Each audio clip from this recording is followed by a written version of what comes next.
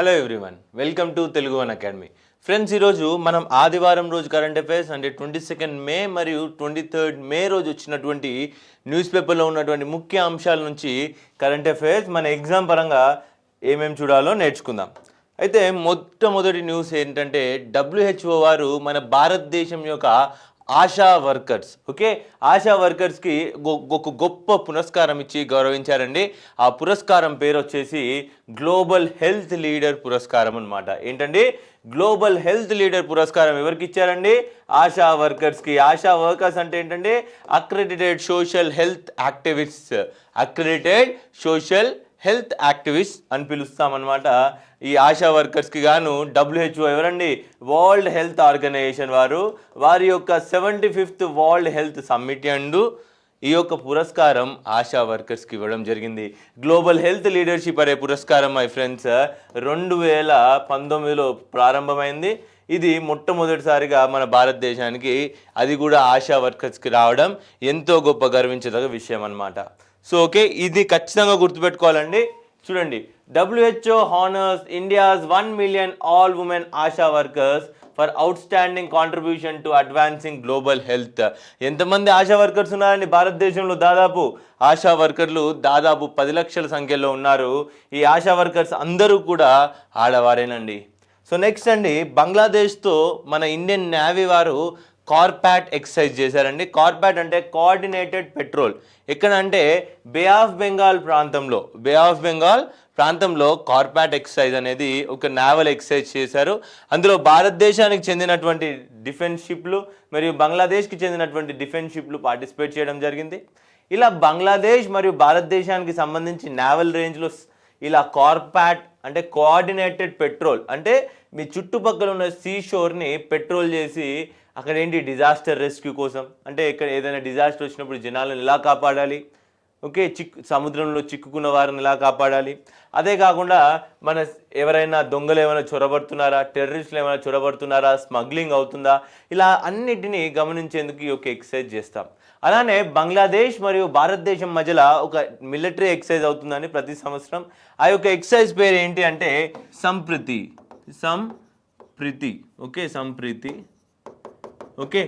దాదాపు ఇప్పటి వరకు అయితే 9 సంప్రీతి ఎక్సర్సైజ్లు అయ్యాయండి. Sampriti exercise is a defence or military exercise. ఏంటండి? Military exercise between India and Bangladesh. గుర్తుపెట్టుకోవాలి మీరు, సంప్రీతి అనే ఎక్సర్సైజ్. నెక్స్ట్ అండి, డిఫెన్స్ పరంగా ఒకటి నేర్చుకున్నాం. ఇప్పుడు చూడండి, మొన్న 21 నాడు మన రాజా రామ్ మోహన్ రాయ్ గారి జన్మదినం అండి. ఈ రాజా రామ్ మోహన్ రాయ్ గారి 251 జన్మదినం సందర్భంగా మన మినిస్ట్రీ ఆఫ్ కల్చర్ గారు ఈ జన్మదిన వేడుకల్ని సంవత్సరం పొడుగున జరుపుకోవాలని చెప్పేసి నిర్ణయించుకొని, ఎందుకండి మనం భారతదేశము స్వతంత్రం వచ్చి 75 సంవత్సరాలు కావస్తున్నందున ఆజాదీ కా అమృత్ మహోత్సవం అనే పేరు కింద వీరి యొక్క జన్మదినాన్ని ఒక సెలబ్రేషన్ లాగా సంవత్సరం పొడుగున మనం సెలబ్రేట్ చేసుకునే విధంగా ప్రోగ్రామ్స్ రూపొందించారనమాట. అయితే రాజా రామ్ మోహన్ రాయ్ గారి గురించి మీరు ఇండియన్ రినైసెన్స్లో సోషియో రిలీజియస్ మూమెంట్స్లో చదివే ఉంటారు మీరు మోడర్న్ ఇండియా చదువుకునేటప్పుడు. వీరి యొక్క ముఖ్యమైన పాత్ర ఎటువంటి సిచ్యువేషన్స్లో వచ్చింది, ఎస్పెషల్లీ సోషల్ రిఫార్మ్స్ అంటే అబాలిషన్ ఆఫ్ సతీ. వీరు విలియం బెంటిక్ ఎవరండి? విలియం బెంటిక్ గారితో కలిసి అబాలిషన్ సతీ అనే ఒక దురాచారాన్ని భారతదేశం నుంచి తొలగించడం జరిగింది. అబాలిషన్ ఆఫ్ సతీ. అలానే వీరు విడో రీమ్యారేజ్ ఎవరైతే భర్త కోల్పోయినటువంటి ఆడవారు ఉంటారో వారికి మళ్ళా పెళ్లి చేసుకునే హక్కును కల్పించాలని పోరాడిన వ్యక్తుల్లో మొట్టమొదటి వ్యక్తి ఎవరైనా ఉన్నారంటే అది మన రాజా రామ్ మోహన్ రాయ్ గారు. వీరు 18వ శతాబ్దంలో జన్మించారండి. దాదాపు 1772 22 మేన జన్మించడం జరిగింది. వీరు ఒక ఆర్థడాక్స్ బ్రాహ్మిన్ ఫ్యామిలీకి చెందినవారండి. వీరు చాలా మేధావి. అరేబియన్లో, పెర్షియన్లో, హిందూ లిటరేచర్లో, బెంగాలీలో ఇలా ఎన్నో లాంగ్వేజెస్లో వీరు నాలెడ్జ్ సంపాదించడం, అదే కాకుండా హిందూ స్క్రిప్చర్స్లో ఉపనిషత్తులు, వేదాలు, అవే కాకుండా క్రిస్టియానిటీకి సంబంధించి, ఇస్లాంకి సంబంధించినటువంటి ప్రతి గ్రంథాన్ని వీరు చదివి వారి బుర్రలో పెట్టుకున్నారు. అలానే వీరు బ్రహ్మ సమాజ్ అనే ఒక సంస్థను కూడా స్థాపించడం జరిగింది. దాన్నే బ్రహ్మ సభగా స్థాపించి కాలక్రమేణా అది బ్రహ్మ సమాజ్ లేదా బ్రహ్మో సమాజ్గా మారింది. బ్రహ్మో సమాజ్. వీరు ఐడియల్ వర్షిప్కి ఆపోజిట్గా ఉండేవారండి. వీరు ఒక మోనోథిస్ట్ అనమాట. అంటే దేవుడు ఒకడే దేవుడు ఉండాలి, ఓకే, మనం ఇలా బొమ్మల్ని మొక్కకూడదు అని జనాలని ప్రేరేపిత చేసిన వ్యక్తుల్లో వీరొక్కరు. నేను ఆల్రెడీ చెప్పాను, పెర్షియన్లో, అరేబియన్లో వీరు ఎన్నో నేర్చుకున్నారు. అలానే గ్రీక్ సంబంధించినటువంటి అరిస్టాటిల్ మరియు ప్లాటో గారి గురించి క్షుణ్ణంగా చదివారు. అలానే వీళ్ళు సంస్కృత్ లిటరేచర్ మరియు వేదాలు, ఉపనిషత్తులు కూడా చదువుకున్నారు. వీరు rational critic of idol worship, okay. ఆ తర్వాత personal Dewan of Woodford, then of Digby గారికి. ఇదంతా కూడా చాలా ఇంపార్టెంట్. వీరు ఎడ్యుకేషన్లో కూడా చాలా ఇంపార్టెంట్ కాంట్రిబ్యూషన్స్ చేశారు. నేను ఆల్రెడీ చెప్పాను, రాజా అనే బిరుదు వీరికి ఇచ్చింది అక్బర్ II గారు అండి. నెక్స్ట్ రవీంద్రనాథ్ ఠాగూర్ గారికి వీరంతా ఎంతో ప్రీతి అండి. వీరు రవీంద్రనాథ్ ఠాగూర్ గారిని వీరిని inaugurator of modern age in India. ఏమంటారంటే మనం మెడివల్ టైమ్స్, డార్క్ టైమ్స్ నుంచి మోడర్న్ టైంకి వచ్చింది కేవలం రాజా రామ్ మోహన్ రాయ్ గారి యొక్క తెలివితేటల వల్లనే అని చెప్పేసి మన యొక్క ఠాగూర్ గారు అంటూ ఉంటారనమాట. Tagore referred to Raja Ram Mohan Roy as luminous star in the firmament of Indian history. పూర్తి ఇండియన్ హిస్టరీలో ఒక పెద్ద వెలుగు దివ్యలాగా కనిపిస్తారు మన రాజా రామ్ మోహన్ రాయ్ గారు అని చెప్పేసి చెప్పడం జరిగింది. అలానే రాజా రామ్ మోహన్ రాయ్ గారు స్థాపించినటువంటి కొన్ని సంస్థల్లో ముఖ్యమైనది వచ్చేసి ఆత్మీయ సభ 1815లో, ఆ తర్వాత బ్రహ్మో సభ, okay, Calcutta utilitarian association 1821, Brahmo సభ 1828. అదే బ్రహ్మ సభ కాలక్రమేణా బ్రహ్మో సమాజ్గా మారింది. అలానే వీరు కొన్ని న్యూస్ పేపర్స్ మరియు మ్యాగజిన్ని కూడా లాంచ్ చేశారు. వారు లాంచ్ చేసినటువంటి ముఖ్యమైన న్యూస్ పేపర్ ఎవరైనా గుర్తుపెట్టుకోవాలంటే సంవాద్ కౌముడి. దీన్ని 1821లో స్టార్ట్ చేశారు. ఇది ఒక బెంగాల్ వీక్లీ అండి. ఏంటండి, సంవాద్ కౌముడి అనేది ఏ లాంగ్వేజ్లో ప్రచురితమయ్యేది? బెంగాల్లో ప్రచురితమయ్యేది. ఇదేంటి, వీక్లీ అంటే వారపత్రిక. ఆ తర్వాత పెర్షియన్ వీక్లీ ఉండేదండి, మిరాత్ ఉల్ అక్బర్ అనే పర్షియా లాంగ్వేజ్లో ఒక వారపత్రిక. అదే కాకుండా ద బ్రాహ్మణికల్ మ్యాగజైన్ అనే ఒక మ్యాగజైన్ని కూడా వీరు స్టార్ట్ చేయడం జరిగింది. గుర్తుపెట్టుకోవాలి, బ్రాహ్మణికల్ మ్యాగజైన్, సంవాద్ కౌముడి, అలానే మిరాత్ ఉల్ అక్బర్. ఈ మూడు కూడా మీ యొక్క ఫిలిమ్స్ కొరకు చాలా చాలా ఇంపార్టెంట్ అనమాట, ఓకే. అక్బర్ II గారి పేరు గుర్తుపెట్టుకోవాలి.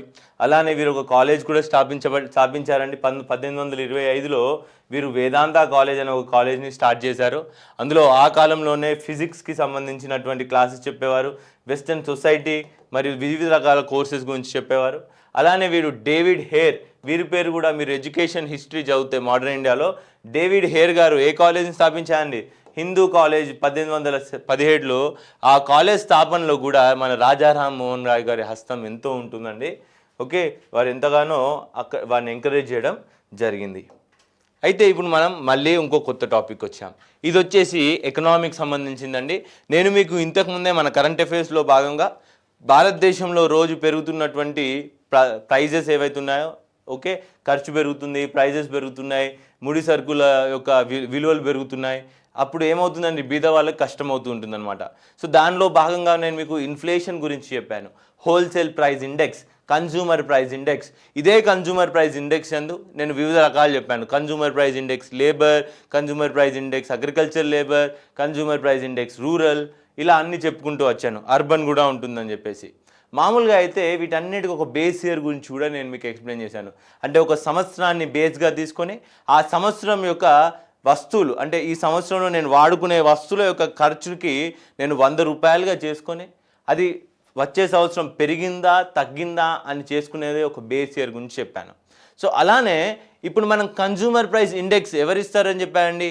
ఎన్ఎస్ఓ వాళ్ళు ఇస్తారు, అంటే నేషనల్ స్టాటిస్టికల్ ఆఫీస్. కానీ ఈ కన్జ్యూమర్ ప్రైస్ ఇండెక్స్లో ఇంకో 2 రకాలు ఉన్నాయండి. Consumer price index agriculture labourer, consumer price index rural labourer అని ఇంకో 2 ఇండెక్స్ ఉంటాయి. ఈ 2 ఇచ్చేది ఎవరంటే లేబర్ బ్యూరో అండి. ఎవరు ఇస్తారు దీన్ని? Labour bureau. ఈ లేబర్ బ్యూరో ఏ మినిస్ట్రీకి చెందినండి? మినిస్ట్రీ ఆఫ్ లేబర్ అఫేర్స్కి చెందినటువంటి ఒక సంస్థ లేబర్ బ్యూరో వాళ్ళు ఈ కన్జ్యూమర్ ప్రైస్ ఇండెక్స్ అగ్రికల్చర్ మరియు consumer price index rural labour యొక్క రీడింగ్స్ ఇస్తారు. అయితే ఈ మధ్యకాలంలో చేసినటువంటి రీడింగ్స్ ప్రకారం అయితే దీనికి బేస్ ఇయర్ వేరే అండి. కన్జ్యూమర్ ప్రైస్ ఇండెక్స్ మామూలుది అయితే దీని యొక్క బేస్ ఇయర్ 2011 2012 అండి. అంటే ఆ సంవత్సరం యొక్క ప్రైజులను బట్టి ఇప్పుడు పెరిగామా తగ్గామా అని చూస్తాము. కానీ కన్జ్యూమర్ ప్రైస్ ఇండెక్స్ అగ్రికల్చర్ మరియు రూరల్ లేబర్ యొక్క బేస్ ఇయర్ 1980లోనే అయిపోయిందండి. 1986 87కు గాను 100 పాయింట్లతో మనం అది తీసుకున్నాము. అయితే ఈ సంవత్సరానికి గాను ఈ బేస్ ఇయర్తో ఈ యొక్క consumer price index agriculture labours మరియు కన్జ్యూమర్ ప్రైస్ ఇండెక్స్ రూరల్ లేబర్ది ఈ యొక్క వాల్యూ 10 పాయింట్లు పెరగడంతో చాలా కష్టం అవుతుందని చెప్పేసి చెప్తున్నారు. అంటే ఒక వ్యక్తి 100 రూపాయలతో కొనాల్సిన వస్తువులని నేడు 110 రూపాయలతో కొనాల్సిన అవసరము అగ్రికల్చర్ లేబర్స్కి మరియు రూరల్ లేబర్స్కి వస్తుందన్నమాట. అంటే అంత ఇబ్బందులో ఉన్నారు రూరల్ వాళ్ళు కూడా. అంటే 10 రూపాయలు పెరిగిందన్నమాట వ్యయం. సో దానికి సంబంధించినటువంటి గ్రాఫ్ చూడండి. ఇది మనం జనవరి 2022 నుంచి చూసినట్టయితే గ్రాఫ్ నిత్యం పెరుగుతూ వచ్చిందండి. ఇది ఫుడ్ ఇన్ఫ్లేషన్కి సంబంధించి, అంటే నిత్య అవసర ఆహార పదార్థాల యొక్క ఖర్చు అనేది పెరుగుతూ వచ్చింది. ఇన్ఫ్లేషన్ అనమాట, ఫుడ్ ఇన్ఫ్లేషన్ రేట్లు పెరుగుతూ వచ్చాయి. జనరల్ ఇన్ఫ్లేషన్ కూడా కన్సిస్టెన్సీగా పెరుగుతూ వచ్చింది. గత సంవత్సరం కొద్దిగా తగ్గినప్పటికీ, ఇక్కడ చూడండి గ్రాఫ్ కొద్దిగా తగ్గినప్పటికీ ఈ సంవత్సరం యొక్క అంటే నవంబర్ నుంచి చూసినట్టయితే పెరుగుతూ వచ్చిందండి గ్రాఫ్. అంటే ఇన్ఫ్లేషన్ పెరుగుతుంది. ఇది వచ్చేసి consumer price index rural labour వాళ్ళకి పెరిగింది. అలానే consumer price index agriculture labour వారికి కూడా ఇక్కడ చూడండి. ఇది వచ్చేసి నవంబర్ 2021 నుంచి చూసినట్టయితే నిత్యం పెరుగుతూ వచ్చింది. ఇది వచ్చేసి ఫుడ్ ఇన్ఫ్లేషన్, ఇది వచ్చేసి జనరల్ ఇన్ఫ్లేషన్. ఓకే, సో దీన్ని బట్టి మీరు గుర్తుపెట్టుకోవాల్సింది ఏంటంటే consumer price index agriculture labour మరియు రూరల్ లేబర్ ఎవరు ఇస్తారంటే లేబర్ బ్యూరో వాళ్ళు ఇస్తారు. అది మినిస్టర్ ఆఫ్ లేబర్ గారి కింద ఉంటుంది. అది పెరిగిందా తగ్గిందా అంటే మనం పెరిగింది. కానీ గత సంవత్సరం నుంచి పోల్చుకున్నట్టయితే కన్సిస్టెంట్గా పెరిగిందా అంటే, ఒకవేళ నిత్యం పెరుగుతూ ఉంది గత సంవత్సరం నుంచి అని ఎక్కడైనా చెప్తే అది తప్పండి. ఎందుకంటే కొద్దిగా పెరిగింది, మళ్ళీ పడిపోయింది, మళ్ళీ పెరిగింది. అలా స్లాంట్లో ఉన్నప్పుడు ఖచ్చితంగా పెరిగిందని చెప్పకూడదు అనమాట. ఇది కూడా గమనించాలి. ఎకనామీలో ఇలానే ఫ్రేమ్ చేస్తారండి క్వశ్చన్స్. అలానే ఆస్ట్రేలియాకి కొత్త ప్రధాని ఎన్నికయ్యారండి. వీరు ప్రమాణ స్వీకారం కూడా చేశారు. ఎందుకంటే నేను ఆల్రెడీ చెప్పానండి మొన్నటి కరెంట్ అఫైర్స్లో, మన ప్రధానమంత్రి మోడీ గారు క్వాడ్ సమ్మిట్కి గాను జపాన్కి వెళ్ళడం జరిగింది. ఈ యొక్క క్వాడ్ అనే పదాన్ని జపనీస్ ప్రైమ్ మినిస్టర్ అయినటువంటి పూర్వ ప్రైమ్ మినిస్టర్ అయినటువంటి షింజో అబే గారు 2007లో ప్రపోజల్ చేయడం ద్వారా స్టార్ట్ అయిందండి. ఇది ఇండియన్ ఓషన్ మరియు పెసిఫిక్ ఓషన్ ప్రాంతం యొక్క దేశాలు ఏవైతే ఉన్నాయో చైనాని కౌంటర్ చేసేందుకు. నేను చెప్పాను చైనా అనేది ఈ యొక్క సౌత్ చైనా సీ అంటే చైనాకి సౌత్ సైడ్లో వియత్నాంకి ఎడమ వైపు ఉంటుందండి. ఈ యొక్క సౌత్ చైనా సీని ఆక్రమించుకుందాం అని చూస్తుందన్నమాట. దాంట్లో జపనీస్ యొక్క కోస్టల్ వాటర్స్, ఇలా ఎన్నో దేశాలు, ఫిలిప్పీన్స్ యొక్క కోస్టల్ వాటర్స్, ఇండోనేషియా యొక్క కోస్టల్ వాటర్స్ కూడా ఉన్నాయి. సో దాన్ని కౌంటర్ చేసేందుకు గాను చైనాకు రోజు పెరుగుతున్నటువంటి నావల్ స్ట్రెంగ్త్ని కౌంటర్ చేసేందుకు క్వాడ్ అనే గ్రూపింగ్ 4 దేశాలు స్టార్ట్ చేశాయి. అంటే మొట్టమొదటిగా 3 దేశాలు, తర్వాత ఆస్ట్రేలియా జాయిన్ అయిందని కూడా చదువుకున్నాం. ఏంటండి ఆ 4 దేశాలు అంటే అమెరికా లేదా యుఎస్ఏ అనొచ్చు, జపాన్, ఓకే, ఆ తర్వాత ఇండియా, లాస్ట్గా జాయిన్ అయింది వచ్చేసి ఆస్ట్రేలియా. ఈ సమ్మిట్లో మన ఆస్ట్రేలియా ప్రధానమంత్రి పార్టిసిపేట్ చేయాలి కనుక సో వెంటనే వీరిని మొన్ననే ఎన్నికైనటువంటి ఆస్ట్రేలియా ప్రధాని వారి పేరు ఏంటి అంటే లేబర్ పార్టీకి చెందినటువంటి వీరి పేరు యాంథోనీ అల్బనీస్. పేరు గుర్తుపెట్టుకోవాలి, యాంథోనీ అల్బనీస్. గడిచిన 121 సంవత్సరాల్లో ఎప్పుడైతే ఆస్ట్రేలియా ఫామ్ అయిందో, దాని యొక్క పార్లమెంట్ ఫామ్ అయిందో, ఆ యొక్క ఆస్ట్రేలియాకి ఒరిజినల్ ఇన్హాబిటెంట్స్ ఎవరైతే ఉంటారో వారి యొక్క పేరే ఈ యొక్క ఆల్బనీస్ అనే పేరు అనమాట. వారి నుంచి తీసుకున్న ఒక ఇన్హాబిటెంట్స్ వీరు. అందుకే అంటారు గడిచిన 121 సంవత్సరాల్లో ఈ యొక్క లోకల్ పేరుతో ప్రధాని ఎవ్వరూ లేరు, నేను ఒక్కరినే అని చెప్పేసి గర్వంగా చెప్పుకుంటున్నారు. పేరేంటండి యాంటోనియో అల్బనీస్. కొత్త ప్రధాని దేనికి? ఆస్ట్రేలియాకి. ఓకే, ఏ పార్టీకి చెందారు? లేబర్ పార్టీకి చెందినటువంటి వ్యక్తి అన్నమాట. నెక్స్ట్ అండి, మొన్న మే 21న, ఇదైతే మే 21న మనం భారతదేశం యొక్క యాంటీ టెర్రరిజం డేని జరుపుకున్నామండి. ఏంటండి? భారతదేశం నేషనల్ యాంటీ టెర్రరిజం డే 21 మేన జరుపుకుంది. ఈ యొక్క నేషనల్ యాంటీ టెర్రరిజం అంటే టెర్రరిజానికి అగెనిస్ట్గా ఉన్నాం. ఓకే, దీనిని ఎందుకు జరుపుకుంటామంటే 1991లో అండి మన రాజీవ్ గాంధీ గారు ఎల్టీటీ వాళ్ళు పన్నినటువంటి పన్నాగంలో వాళ్ళు పేల్చినటువంటి బాంబులో తమిళనాడులో వీరు ఎలక్షన్ క్యాంపెయిన్కి వెళ్ళారండి. ఎల్టీటీ వాళ్ళు ఎక్కడ శ్రీ పెరంబుదూర్లో ఎల్టీటీ వాళ్ళు బాంబు పేల్చడం వల్ల మన అప్పటి ప్రధాని రాజీవ్ గాంధీ గారు, వీరు యంగెస్ట్ ప్రధాని అండి, వీరు 40 సంవత్సరాల్లోనే ప్రధానిగా ఎన్నికయ్యారు. ఇంకో విషయం చెప్పాలి, ఇంకో విశేషం ఉంది. వీరు 21 మేను చనిపోయారు కదా. సో ఇది రాజీవ్ గాంధీ గారి అసాసినేషన్ కారణంగా ఈ యొక్క టెర్రరిజాన్ని అగెనెస్ట్గా దాన్ని ఎంకరేజ్ చేయకూడదని చెప్పేసి భారతదేశం వారు నేషనల్ యాంటీ టెర్రరిజం డేని జరుపుకుంటున్నాం అన్నమాట. అలానే ప్రధానమంత్రి మోడీ గారు జపాన్కి చేరుకున్నారండి క్వాడ్ సమ్మిట్లో పార్టిసిపేట్ చేసేందుకు. ఇంతకుముందే నేను మీకు క్వాడ్ యొక్క పూర్తి వివరాలను నేను చెప్పడం జరిగింది. ప్రధానమంత్రి గారు జపాన్ వెళ్ళినందున వాళ్ళు 2 రోజులు అక్కడే గడుపుతారు. అక్కడ భారతదేశానికి చెందినటువంటి మన యొక్క ఇండియన్ డయాస్పోరాని మరియు అక్కడ ఉన్నటువంటి బిజినెస్ లీడర్స్ని కలిసి భారతదేశంలో ఇన్వెస్ట్మెంట్ల కొరకు వారిని కోరడం జరుగుతుంది. అలానే ప్రధానమంత్రి మోడీ గారు నిన్న థామస్ కప్, ఆల్రెడీ మన కరెంట్ అఫైర్స్లో మాట్లాడుకున్నామండి, మనకి క్రికెట్కి వరల్డ్ కప్ ఎలానో బ్యాడ్మింటన్లో హయ్యెస్ట్ కప్ వచ్చేసి ఈ యొక్క థామస్ కప్ అండి. ఈ థామస్ కప్ని మన భారతదేశానికి చెందినటువంటి టీం గెలుచుకోవడం జరిగింది. ఆల్రెడీ నేను మీకు చెప్పాను, ఈ థామస్ కప్ని కేవలం 6 దేశాలే పొందాయి ఇప్పటివరకు. దాన్ని అత్యధికంగా పొందినటువంటి దేశం ఏది అంటే అది ఇండోనేషియా కావడం, ఆ తర్వాత మలేషియా, ఆ తర్వాత చైనా లేట్గా ఎంటర్ అయినప్పటికీ 8 సార్లు దాన్ని గెలిచింది అని చెప్పాను. ఒకే ఒక కంట్రీ, యూరోపియన్ కంట్రీ ఏదైతే ఈ థామస్ కప్ని గెలిచిందో దాని పేరు కూడా చెప్పాను, డెన్మార్క్ అని చెప్పేసి. ఓకే, భారతదేశం మొట్టమొదటిసారిగా ఈ 6 దేశాలను దాటుకొని మనము ఇవాళ థామస్ కప్ గెలవడం జరిగింది. థామస్ కప్ అనేది ఒక టీం ప్లే అండి. ఇందులో 3 సింగిల్ ప్లేస్ ఉంటాయి, 2 టీం ప్లేస్ ఉంటాయి, అంటే 2 సైడ్. ఈ యొక్క యావరేజ్ 5 గేముల్లో ఎవరైతే ఎక్కువ గేమ్స్ గెలుస్తారో, ఎక్కువ పాయింట్స్ పొందుతారో వాళ్ళకి థామస్ కప్ ఇస్తారు. ఇది ఒక టీమ్ గేమ్గా ఆడతారు. దేనికి చెందిందండి ఇది? బ్యాడ్మింటన్. అయితే వీరు ఆ యొక్క టీం మొత్తాన్ని కలిసి వాళ్ళకి కంగ్రాచులేట్ చేయడం జరిగింది. సో థామస్ కప్ గురించి మళ్ళీ మనం రివైజ్ చేసుకున్నాం ఫ్రెష్గా. అలానే కరెంట్ అఫైర్స్లో ఇంకో న్యూస్ వచ్చేసి మనం ఆల్రెడీ చూసినటువంటి ఈ వారంలో ఇది 3వసారి రావడం అండి. రామ్ఘర్ విజ్దారి వైల్డ్ లైఫ్ శాంక్చురీ దేన్నైతే టైగర్ రిజర్వ్గా 52వ భారతదేశపు టైగర్ రిజర్వ్గా రాజస్థాన్లో ఉన్నటువంటి ఈ టైగర్ రిజర్వ్ని మనం పేర్కొన్నామో దాని గురించి మళ్ళీ న్యూస్లో వచ్చిందండి. కాబట్టి నేను మళ్ళీ చెప్పాలి మీకు. ఈ రామ్ఘర్ విజ్దారి ఒక వైల్డ్ లైఫ్ శాంక్చురీ ఎక్కడ ఉందండి? టైగర్ రిజర్వ్ రాజస్థాన్లో ఉంది. రణథంబోర్ టైగర్ రిజర్వ్ దగ్గరలో ఉంటుందండి ఇది. దీంట్లో పాపులేషన్ యొక్క లేదా బయోడైవర్సిటీ, ఇందులో ఉన్నటువంటి జీవజాతుల యొక్క పాపులేషన్ పెరుగుతుంది. చాలా హెల్దీగా ఉంది టైగర్ రిజర్వ్ అని చెప్పేసి చిన్న రిపోర్ట్ ఇవ్వడం జరిగింది. దీని పరంగా చూస్తే చీతల్ మరియు సంభార్ ఇవి 2 కూడా డియర్ జాతికి చెందినవండి, డియర్స్. ఓకే, వీటి యొక్క పాపులేషన్ అనేది చాలా పురోగతి చెందింది, చాలా హెల్దీగా ఉన్నాయని చెప్పేసి ఇక్కడ రిపోర్ట్ ఇచ్చారు. అలానే ఇప్పుడు ప్రపంచ దేశాలని వణికిస్తున్నటువంటి ఒక కొత్త వైరస్ గురించి కూడా నేను మీకు ఇంతకు ముందే చెప్పాను, కానీ ఇంకొకసారి ఇప్పుడు న్యూస్లో కన్సిస్టెంట్గా వస్తుంది కాబట్టి దాని గురించి చెప్పాలి. ఎందుకంటే అండి ఈ యొక్క వ్యాధి బంగ్లాదేశ్లో కొంతమందికి సోకింది. అది బంగ్లాదేశ్ కూడా వెంటనే ఎమర్జెన్సీని ప్రకటించుకుంది. అంటే హెల్త్ పరంగా వెంటనే బులెటిన్ సప్లై చేయండి అందరికీ, దీని నుంచి ఎలా కాపాడుకోవాలని చెప్పేసి.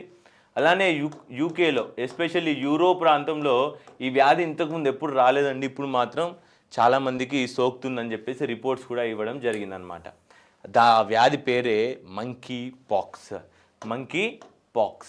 మంకీ వల్ల కాదండి ఇది వచ్చేది. మామూలుగా అయితే ఇది మంకీస్లో ఎక్కువ శాతం ఉండడం వలన దీన్ని మంకీ పాక్స్ అని పిలుస్తాం. ఇది ఒక జూనోటిక్ డిసీజ్ అండి. అంటే ఎనిమల్స్లో ఉంటుంది. మనుషులు వెళ్ళి ఎనిమల్స్ని టచ్ చేయడం ద్వారానో వాటిని తినడం ద్వారానో ఇలా వివిధ రకాలుగా ఆ యొక్క ఎనిమల్ నుంచి మనిషిలోకి రావడం, ఆ మనిషి నుంచి ఇతర మనుషులకు సోకడం జరిగిందనమాట. ఇది స్మాల్ పాక్స్ లాగా ఉంటుందని చూడడానికి. స్మాల్ పాక్స్ అనేది చాలా డేంజరస్ వ్యాధి అండి. దీన్ని 1980లో ప్రపంచవ్యాప్తంగా ఎరాడికేట్ చేయడం ద్వారా మనం దీని యొక్క వ్యాక్సినేషన్స్ కూడా ఇప్పుడు చాలా తగ్గిపోయాయండి. చాలా తక్కువ ప్రొటెక్షన్ చేస్తున్నాం. కాబట్టి ఈ యొక్క వ్యాధి ఎంతగానో స్పీడ్గా స్ప్రెడ్ అవుతుంది.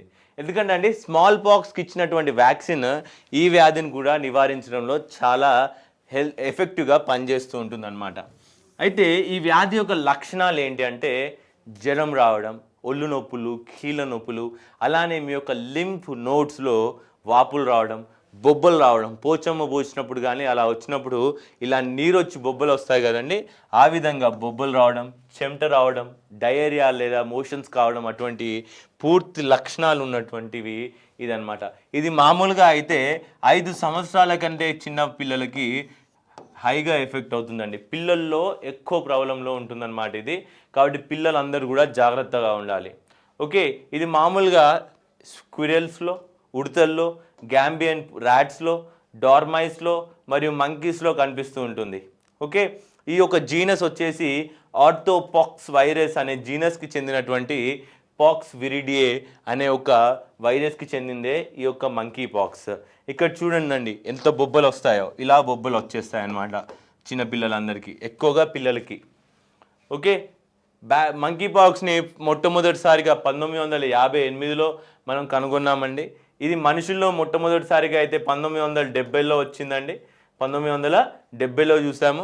అది కూడా వెస్ట్ ఆఫ్రికా ప్రాంతంలో, వెస్ట్ ఆఫ్రికాలో, ఇది ఆఫ్రికా అనుకోండి,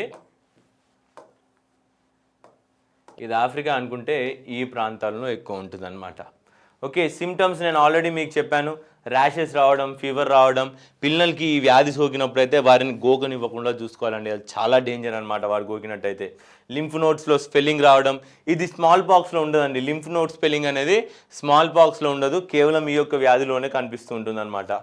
అలానే ట్రాన్స్మిషన్ ఏ విధంగా అవుతుంది, దీని యొక్క వ్యాప్తి ఏ విధంగా జరుగుతుందంటే, ఒకవేళ దీంట్లో నుంచి వచ్చిన బాడీ ఫ్లూయిడ్స్ అంటుకోవడం వల్ల, ఓకే, ఈ యొక్క సలైవా అనేది ఇంకో వ్యక్తి నోట్లో పడడము ఇలా జరగడం వలన, ట్రాన్స్ఫ్యూజన్ వలన ఎన్నో రకాలుగా జరుగుతూ ఉంటుంది. మొట్టమొదటి మనిషి యొక్క కేసు 1970లో ఎక్కడ చూసామండి, డెమోక్రటిక్ రిపబ్లిక్ ఆఫ్ కాంగోలో చూసాం. ఏంటండి, DRC, democratic republic of Congo. అది చాలా పెద్ద దేశం అండి. ఒకప్పుడు బెల్జియం కింద రూల్ కింద ఉండేది. చాలా క్రూయాలిటీ ఉండేది. వరల్డ్ హిస్టరీ కనుక మీరు చదివితే దాని గురించి కూడా మీరు తెలుసుకుంటారు. నెక్స్ట్, ఇంక్యుబేషన్ పీరియడ్ మామూలుగా అయితే సిమ్టమ్స్ 2 నుంచి 3 రోజుల్లో కనిపిస్తుంది. హై అయితే 5 to 7. ఆ తర్వాత 7 నుంచి 14 రోజులకి ఇది చాలా పురోగతి చెందుంది. ఈ వ్యాధి యొక్క మేజర్ డిఫెక్ట్ ఏంటంటే, ప్రతి 10 మందిలో ఒక వ్యక్తి చనిపోవడం జరుగుతుంది అనమాట. ప్రతి 10 మందిలో ఒక వ్యక్తి చనిపోవడం అవుతుంది. Up to 10th of the people ill with the monkeypox may die, with most of the deaths occurring in younger age group. చిన్న పిల్లల్లోనే మరణాల సంఖ్య ఎక్కువగా ఉంటుందన్నమాట. దీని యొక్క ట్రీట్మెంట్ వచ్చేసి, దీనికి ఎగ్జాక్ట్ ట్రీట్మెంట్ ఎక్కడా లేదండి. మామూలుగా యాంటీవైరల్ థెరపీస్ ఇస్తాము. వైరస్కి సంబంధించి ఏ ట్రీట్మెంట్లు చేయాలో ఏ ట్రీట్మెంట్లు, జ్వరం తగ్గేందుకు, నొప్పి తగ్గేందుకు, మరియు అవసరం ఉంటే స్మాల్ పాక్స్ వ్యాక్సిన్స్ పిల్లలకి ఇస్తే అది రాకుండా ఉండేందుకు చూడడం తప్ప దీనికంటూ ప్రత్యేకంగా ఎటువంటి ట్రీట్మెంట్ లేదు. సో మంకీ పాక్స్ గురించి మీరు ఇదంతా తెలుసుకోవాలి.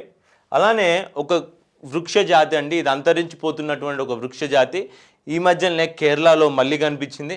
చాలా తక్కువగా ఉంటాయండి. ఆ యొక్క వృక్షం పేరు వచ్చేసి బుచానానియా అబ్రహామినియా. ఓకే, బుచానానియా అబ్రహామియానా అనే ఈ వృక్ష జాతి మళ్ళీ కేరళలో కనిపించింది. కేవలం 2 పెద్ద వృక్షాలు, దాని కింద ఉన్నటువంటి చిన్న చిన్న పిల్ల వృక్షాలు కనిపించాయి. వీటిని ఎలా చేసినా కన్జర్వ్ చేయాలని చెప్పేసి హిందూ పేపర్లో ఒక ఆర్టికల్ ఇచ్చారండి. దీన్ని Jawaharlal Nehru tropical botanical garden and research institute వారు ఈ యొక్క వృక్ష జాతిని కాపాడేందుకు అవసరం ఉన్నటువంటి చర్యలు తీసుకోవడం జరుగుతుంది. అలానే ఒక కొత్త పాము జాతిని కూడా మనం ఈ మధ్యనే మేఘాలయలో కనుక్కున్నామండి. ఇది మనం మామూలుగా గ్రీన్ కలర్లో పాములు ఉంటాయి కదా, అవి విషపూరితమైనవి కావనుకుంటాం కదా, కానీ ఇది పచ్చ రంగులో ఉన్నప్పటికీ ఇది అత్యంత విషపూరితమైన పాము అండి. దీన్ని ఎక్కడ కనుక్కున్నామంటే మేఘాలయలో కనుక్కున్నాం. ఈ పాము యొక్క పేరు ఏంటి అంటే ట్రైమెసియారస్ మేయి. ఓకే, మేయి కొంచెం ప్రొనౌన్సియేషన్లో కష్టంగా ఉంటుంది. ఏంటండి, ట్రైమెరిసారస్ మేయా, ఓకే, ఆర్ మేయాయ్ అని వచ్చానమాట. ఈ యొక్క పాము పేరు మీరు గుర్తుపెట్టుకోవాలండి. సింపుల్గా దీన్ని మీరు నోట్స్లో రాసుకొని 4-5 సార్లు చూసినట్టయితే, ఎందుకంటే అండి మధ్యకాలంలో సివిల్ సర్వీసెస్ UPSC వాళ్ళు ఈ యొక్క ఏమిస్తారంటే, ఈ కింద కనబడినటువంటి జీవజాతి ఏ జీవానికి చెందింది అంటే ఈ పేరు ఇస్తారు. ట్రైమెరిసారస్ మేయి దేనికి చెందింది, అదొక పామ, ఒక కప్ప, ఎక్కడ కనుక్కున్నాం అని ఇస్తారనమాట. సో ఈ మధ్య కాలంలో మేఘాలయలో కనిపెట్టినటువంటి ఈ జీవజాతి ఏ జీవజాతికి చెందింది అని చెప్పేసి ఇస్తారు. సో ఈ యొక్క పాముని కనుక్కోవడం జరిగింది ఎక్కడండి? మేఘాలయలో. ఓకే, మాయా స్పిట్ వైపర్. ఈ మాయా అనే పేరు చూడండి, మాయాయ్ ఆర్ మాయే అనే పేరు దీన్ని కనిపెట్టినటువంటి సైంటిస్ట్ గారు ఎవరైతున్నారో, దీనిపైన రీసెర్చ్ చేసినటువంటి సైంటిస్ట్ గారు ఎవరైతున్నారో వారి తల్లిగారి పేరు పైన దీనికి ఇక్కడ పేరు ఇవ్వడం జరిగింది. సో ఇప్పుడు ఒక ఎంసీక్యూతో మనం కరెంట్ అఫైర్స్ని ఎండ్ చేద్దామండి. ఈరోజు ఎంసీక్యూ ఏంటంటే ఆల్రెడీ ఇది సివిల్ సర్వీసెస్ ఎగ్జామినేషన్లో 2014లో అడిగారండి. ఏం అడిగారంటే డిఫ్తేరియా, చికెన్ పాక్స్ మరియు small pox, which of the above diseases has been eradicated in India? ఈ మీదిచ్చినటువంటి వ్యాధుల్లో ఏ వ్యాధిని మనం భారతదేశం నుంచి ఎలిమినేట్ చేసాం, ఎరాడికేట్ చేసామంటే కేవలం ఒకే ఒక వ్యాధిని ఎరాడికేట్ చేసామండి. ఆ వ్యాధి పేరు స్మాల్ పాక్స్. చికెన్ పాక్స్ ఇప్పటికీ చూస్తాం, పోచమ్మ వచ్చిందని చెప్పేసి ఊర్లలో చూస్తాం. అలానే డిఫ్తేరియా అనేది ఇంటెస్టైన్కి సంబంధించిన వ్యాధి, చాలా కామన్ వ్యాధి, అది కూడా భారతదేశంలో ఉంది. ఇవి రాకుండా ఉండేందుకు పిల్లలకి మనం పుట్టినంగానే బీజీసీ వ్యాక్సిన్స్ ఇవన్నీ కూడా ఇస్తూ ఉంటాం. ఇవి చాలా డేంజర్ అండి, ఎస్పెషల్లీ పిల్లలకు సంబంధించి. కేవలం ఒకే ఒక వ్యాధిని ఎరాడికేట్ చేసాం, ఆ వ్యాధి వచ్చేసి స్మాల్ పాక్స్. సో ఏ వ్యాధిని ఎరాడికేట్ చేసామన్నప్పుడు మీ ఆన్సర్ వచ్చేసి ఆప్షన్ బి కావాలి, దట్ ఈస్ 3 ఓన్లీ. ఏ వ్యాధిని ఎలిమినేట్ చేయలేదు అన్నప్పుడు అప్పుడు 1 and 2 అవుతుంది, అప్పుడు మీ ఆన్సర్ ఏ అవుతుంది అన్నమాట. సో ఫ్రెండ్స్, ఇంతటితో ఈ 2 రోజుల కరెంట్ అఫైర్స్ని మనం ఎండ్ చేస్తూ మేము ఇంకా కూడా మీకోసం ప్రయత్నిస్తూ ఉంటాం. We are here at Telugu one academy. మన T1 అకాడమీ వచ్చేసి మీకు ప్రతి కంటెంట్ని మీ చేరికలో మీకు అర్థమయ్యే విధంగా మీకు PDF రూపంలో, వీడియోస్ రూపంలో ఎప్పటికప్పుడు సహాయపడుతూ ఉంటుంది. Thank you for watching our video. And this is Nikhil from Telugu One Academy. Thank you.